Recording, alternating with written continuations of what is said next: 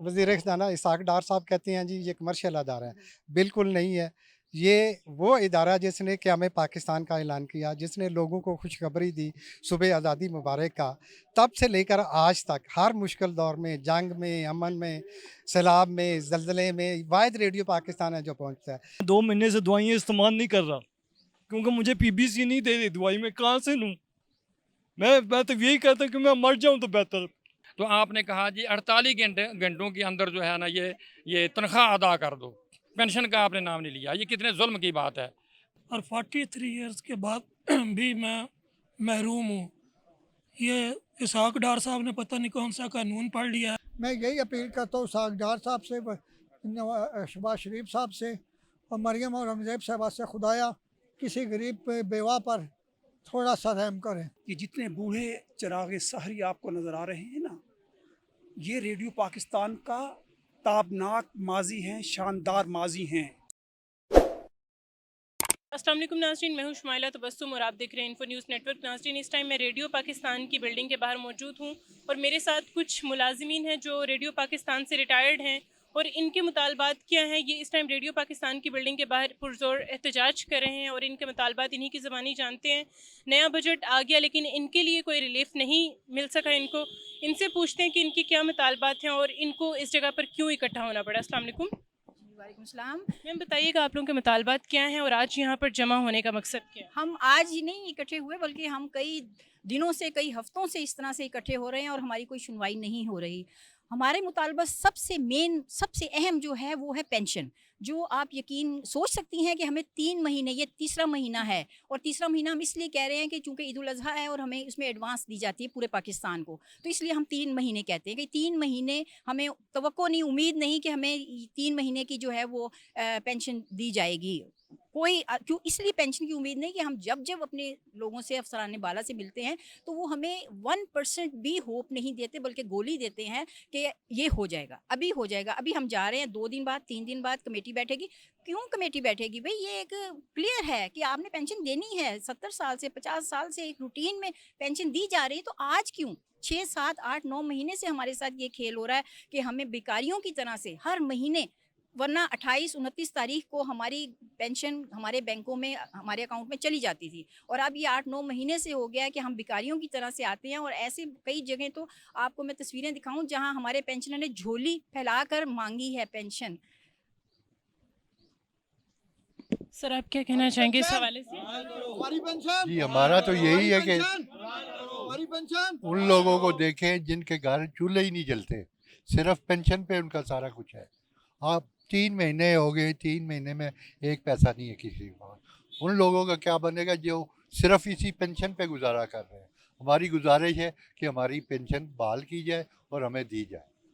Sir आप क्या समझते हैं, गुज़श्ता दौरे हुकूमत में भी आपको यही मसाइल का सामना करना पड़ा या जब से हुकूमत चेंज हुई है उसके बाद ये सारे मसाइल शुरू हुए आप लोगों ये जब ये हुकूमत चेंज हुई तो ये मसाइल शुरू हुए। इससे पहले हमें पेंशन मिल रही थी, लेकिन अब तो पोजीशन ये हो गई है कि हमारे लिए ज़िंदा रहना मुश्किल हो गई, क्योंकि हम ना अपने बच्चों को दे सकते हैं, हम अपने बच्चों से मांग तो नहीं सकते। अब उम्र के इस हिस्से में है कि जहाँ पे हमें खुराक से ज़्यादा दवाइयों की ज़रूरत है।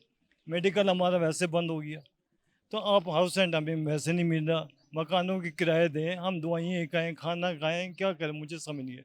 इस स्टेज पे ये होता है कि हमने नौकरी की है, हमें पैसा मिलेगा, हम बच्चों की शादियाँ करेंगे।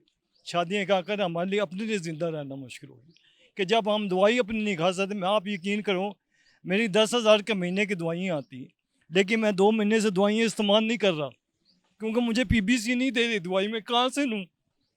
मैं तो यही कहता हूँ कि मैं मर जाऊँ तो बेहतर। सर आप क्या कहना चाहेंगे इस हवाले से? मैं यही कहना चाहता हूँ कि 3 महीने से हम बिल्कुल बेआसरा हो गए हैं, ना हमारे के लिए खाने को कुछ है, उधार मांग मांग के हम गुजारा कर रहे हैं। कोई खुदारा हमारे ये सुन ले, वज़ीर आज़म सुन लें, वज़ीर ख़ज़ाना सुन लें, इनको हमारी तकलीफ़ों का एहसास हो जाए। 3 महीने से हम दवाइयाँ नहीं खा सक रहे और बिल्कुल हमारा घर वीरान हो गया। बच्चे परेशान करते हैं कि जी कुछ लाएँ, कहाँ से लाऊँ? सर आप क्या समझते हैं, आपका मुतालबा किन से है? इसहाक़ डार से, मरियम औरंगज़ेब से, हुकूमत से? क्या कहना चाहेंगे इस हवाले से उनको? हम तो वज़ीर आज़म साहब से भी अपील करते हैं, मरियम औरंगज़ेब भी हमारी वज़ीर है, हम इनसे रिक्वेस्ट करते हैं वज़ीर आज़म साहब जो रेडियो स्टेशन पेशावर को जब जलाया गया और वहाँ गई तो वज़ीर आज़म साहब ने कहा कि इनके वाजिबात जल्द अदा करें और करने चाहिए। जब वज़ीर आज़म ने कहा है और अब इसहाक डार साहब को तो ऐसी बात नहीं करनी चाहिए, इनके पहले भी हुकूमत आती रही है, उनसे रिक्वेस्ट है ये भी आप कि इससे पहले जो बुज़ुर्ग वो ऐसे तो मसनूई तो नहीं रो रहे, हम मसनूई नहीं रो रहे, हमारे हालात ऐसे हो गए हैं। उनको चाहिए कि ये मेहरबानी फरमाएं, उनकी हुकूमत है जहाँ और वो बेहतरियाँ ला रहे हैं, रेडियो में भी बेहतरी लाएं और रेडियो का जो है वो काम करें। ये हमारे सीनियर। अस्सलाम वालेकुम सर। वालेकुम सलाम। सर क्या कहना चाहेंगे, आप लोग आज रेडियो पाकिस्तान के बाहर एहतजाज कर रहे हैं, आपके क्या मुतालबात हैं और हुकूमत से क्या अपील करना चाहेंगे?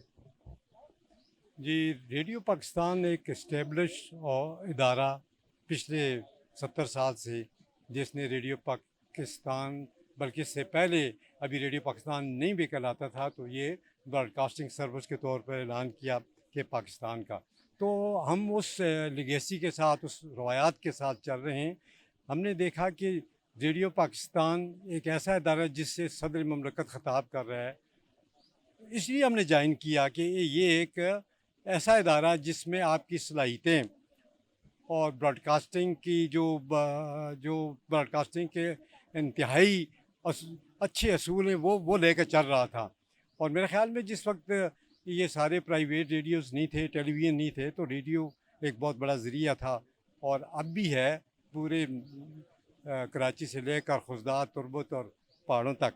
लेकिन अब मुझे नहीं मालूम कि सब की पेंशन तो चल रही थी और इसी को देखकर लोग इसमें मुलाज़म हुए। अब मिसमैनेज की वजह से है या कोई और नालायकी की वजह से है कि इन बुज़ुर्गों को, जो मैं ख़ुद भी बुज़ुर्ग हूँ, तो इनको सड़क पर ले आए। वज़ीर ख़ज़ाना इसहाक डार साहब कहते हैं जी ये कमर्शियल अदारा है, बिल्कुल नहीं है।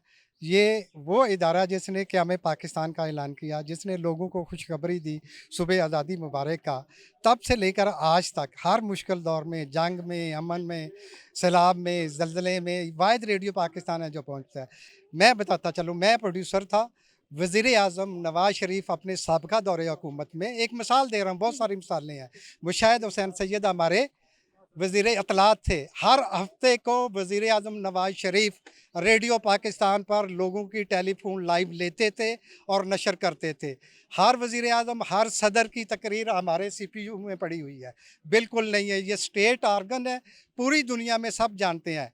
और दूसरी बात, मैं बिलावल ज़रदारी भुट्टो साहब को कहना चाहता हूँ, वज़ीर ख़ारजा है हमारे, पूरी दुनिया से पता कर लें कि हर स्टेट इदारा जो है उसको गवर्नमेंट एड देती है। और दूसरी बात जो उनके लिए काबिल गौर है, ये जो बिल्डिंग है इस्लामाबाद की पहली सरकारी बिल्डिंग है, शहीद जुल्फ़कार अली भुट्टो साहब ने इसका इफ्तिताह किया था। हमारा रेडियो पाकिस्तान एक्ट के तहत बना है, उसमें लिखा हुआ है, गज़ट में है पाकिस्तान में, कि इसकी सारी ग्रांट, सारी ज़िम्मेदारी जो है हुकूमत पूरी करेगी। हाँ, थोड़ा बहुत अगर कोई कमर्शियल मिलता है तो उस वक्त चूँकि था ही रेडियो पाकिस्तान और था ही PTV बाद में आया, तो वो रेडियो को ही देते थे इलेक्ट्रॉनिक मीडिया में। लेकिन अब वो भी नहीं देते, हुकूमत भी नहीं देती। जंग, जियो, दुनिया सारे TV को देते हैं, वो अपने रेडियो को नहीं देते। ये इनकी ज़िम्मेदारी है। इसहाक डार साहब ने ECC की मीटिंग में कहा पेंशन देंगे, कमेटी बना दी है, 3 दिन में फैसला करेंगे। वज़ीर आज़म पाकिस्तान शहबाज शरीफ साहब पेशावर रेडियो के चंद दिन पहले कहा कि इस बिल्डिंग से आज़ादी के नारे गूंजे, हम 48 घंटे में तनख्वाह देंगे। आज तक नहीं मिली तनख्वाह भी, 3 माह से पेंशन नहीं मिली। 3.5 साल से कमोटेशन जो मिलती है, पेंशनर का ख्वाब होता है बेटी की शादी करूँगा, अपने बच्चों के साथ पे छत दूँगा, घर बनाऊँगा, बच्चों को आला तालीम के लिए बाहर भेजूँगा, सब ख्वाब बिखर गए, सब सपने टूट गए। बच्चे इनके जो हैं आला तालीम से महरूम। अब तो फाका कशी है, अब ये खुद सड़कों पे आ गए हैं। 60, 70, 75, 85 साल का बुज़ुर्ग, खाने से ज़्यादा दवाई की ज़रूरत है। टेंशन, शुगर के मरीज़ पहले, पेंशन नहीं मिलेगी तो हर चीज़ ऊपर जाएगी। इनमें से इतने शदीद बीमार हैं कि ऐसी सूरत हाल रही तो वो तो दुनिया से चले जाएंगे। इन बूढ़ों में कोई चल नहीं सकता आए हैं। इन बूढ़ों की, हमारे ऐसे भी लोग हैं जिनकी वालदा ICU में है, दवाई के पैसे नहीं दे रहे, कहाँ जाएंगे? वज़ीर आज़म साहब से ये कहता हूँ कि आपने पेशावर का दौरा किया, और आपने वहाँ ये फरमाया जब आपके नोटिस में लाई गई बात, हालांकि हमने एप्लीकेशन पहले भी दी थी, लेकिन वो एप्लीकेशनें स्टोर हो जाती हैं, पोर्टल वो भी बना हुआ है, लेकिन कोई पता नहीं आगे नहीं पहुँचाता, या वज़ीर आज़म साहब आप नहीं परवाह करते। लेकिन जब आप पेशावर गए थे वो उस हादसे के बाद, तो आपने ये फरमाया कि जी मुझे बताया गया कि पेंशन और तनख्वाह जो है वो नहीं अदा की गई। लेकिन जब आपने अपनी तकरीर को कंक्लूड किया तो मैं तो समझता हूँ कि या आपसे कोई सावन ये बात होगी, गलती से आपको नहीं याद रहा, या हम तो उसने जान नहीं रखते हैं, लेकिन या ये भी हो सकता है कि आपने हमें जानबूझ कर इग्नोर किया, कोई एक बात तो होगी। और आपने जब कंक्लूड किया तो आपने कहा जी 48 घंटों के अंदर जो है ना ये तनख्वाह अदा कर दो, पेंशन का आपने नाम नहीं लिया। ये कितने जुल्म की बात है। मैडम देखें, यहाँ सदर आते हैं, प्राइम मिनिस्टर आते हैं सिर्फ 5 साल के लिए, और दरमियान में चले भी जाते हैं लेकिन उनको पेंशन मिलती है।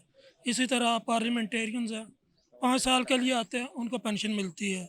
जजेस आते हैं, उनको ठीक ठाक 6-6 लाख रुपया मिलती है।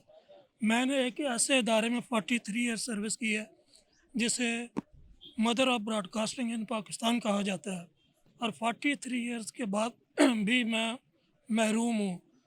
ये इसहाक डार साहब ने पता नहीं कौन सा कानून पढ़ लिया है। अस्सलाम वालेकुम, मेरा नाम मोहम्मद काशिफ है। मेरे वालिद साहब यहाँ पे सीनियर ड्राफ्टमैन थे, वो वफ़ात पा गए। अब मेरी वालदा को 3 माह से पेंशन नहीं मिली। उन्होंने ये सुना, अभी भी वो RIC हॉस्पिटल में अब दाखिल हुई हैं, उनको दिल की तकलीफ़ हुई है। 3 माह से मैडम पेंशन नहीं है, घर का खर्चा तमाम जो कुछ लोगों से धार लेके तो घर का किराया दे रहे हैं, ये कर रहे हैं मैडम। 3 माह से हमें ये खजल ख्वाल कर रहे हैं हर जगह से। मैं यही अपील करता हूँ सागदार साहब से, शहबाज शरीफ साहब से और मरियम और रमज़ैब साहबा से, खुदाया किसी गरीब बेवा पर थोड़ा सा रहम करें। शुक्रिया। जी सर, आप क्या कहना चाहेंगे? जी शुक्रिया। मैं सरफराज ख़ान हूँ, कंट्रोलर होम में रिटायर हुआ यहाँ से। मसाइल मेरे साथियों ने बहुत तफसील से बता दिए हैं। मैं तो जो भी मुतल्लका हुक्मरान है उन्हें एक चैलेंज करना चाहता हूँ। ये कहते हैं ना रेडियो ख़त्म हो गया, रेडियो मर गया। मैं कहता हूँ रेडियो आज भी ज़िंदा हो सकता है। ये जितने बूढ़े चिरागे सहरी आपको नज़र आ रहे हैं ना, ये रेडियो पाकिस्तान का ताबनाक माजी हैं, शानदार माजी हैं। हम सब मिलकर चैलेंज करते हैं हुकूमत वक्त को। कमर्शियल इदारा है, ओके, ये आपसे तनख्वाह भी नहीं मांगेंगे, हमें दीजिए, हम अपनी खिदमात आपको मुफ्त देते हैं, रेडियो को ज़िंदा करके दिखाएंगे। जो आप बजट देते हैं, हम वो बजट कमाने की अहलियत रखते हैं। यही चिराग जलेंगे तो रोशनी होगी। जी नाज़रीन, इस टाइम पर ये वो बुज़ुर्ग हजरात हैं जो रेडियो पाकिस्तान की बिल्डिंग के बाहर मौजूद हैं, और इनके मुतालबात सिर्फ इतने हैं कि हमारा इस पेंशन से घर का गुजारा चलता है। बहुत से लोग हैं जिन्होंने अपने घर की मजबूरियां भी बताई। हुकूमत वक्त से हमारी सिर्फ इतनी ही अपील है कि इनकी जो पेंशन है वो बहाल की जाए। हर घर में ईद की खुशियां मनाने को हर इंसान का दिल चाहता है कि वो अपने बच्चों के साथ अच्छी तरह से ईद गुजारे। तो ईद से पहले हमारा भी यही मुतालबा है कि इन लोगों को इनकी पेंशन्स बहाल कर दी जाएं, ताकि ये भी दूसरे लोगों की तरह ईद की खुशियों में शरीक हो सकें। इस प्रोग्राम के साथ मुझे दीजिए इजाज़त। एक नए प्रोग्राम के साथ आपकी खिदमत में हाजिर होंगी। तब तक के लिए अल्लाह हाफ़िज़।